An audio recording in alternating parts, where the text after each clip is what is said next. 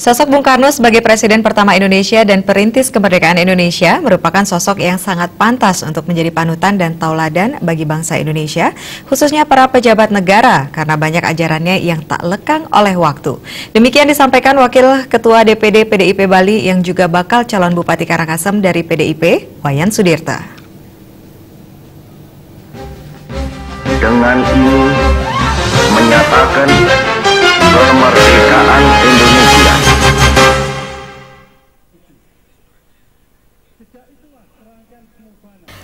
Wakil Ketua DPD PDIP Bali yang juga bakal calon Bupati Karangasem dari PDIP, Wayan Sudirta memaparkan berbagai ajaran yang patut terus diterapkan adalah Trisakti Bung Karno, yakni berdaulat di bidang politik, berdikari di bidang ekonomi, dan berkepribadian di bidang budaya. Hal ini seharusnya diterapkan dengan baik agar bangsa ini menjadi bangsa yang besar. Jadi Bung Karno ini memang manusia istimewa ya. Kalau diukur dari kondisi sekarang, memang kita tidak harus mengakui pertama-tama ini kan orangnya suka membaca, dia suka menulis, dia suka berdiskusi, dia suka berpidato, dia suka berseminar.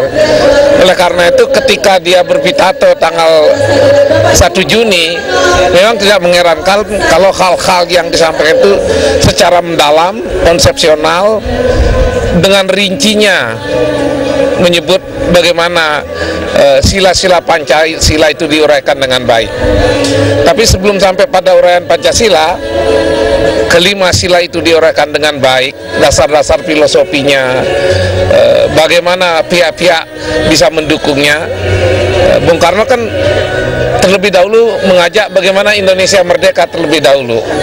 Bung Karno bilang, di seberang jembatan kemerdekaan itulah Indonesia akan mencapai cita-citanya.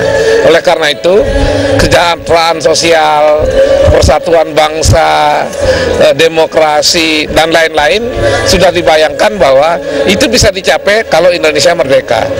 Bahwa kini Indonesia tidak seperti yang dibayangkan oleh pendiri bangsa itu dengan segera, di sana sini masih ada kekurangan, tapi cobalah kita perhatikan, kalau tanpa Pancasila bagaimana persatuan Indonesia seperti sekarang ini bisa masih dipertahankan, bagaimana orang-orang minoritas dengan segala kasus kecil di sana sini bisa beribadah dengan baik.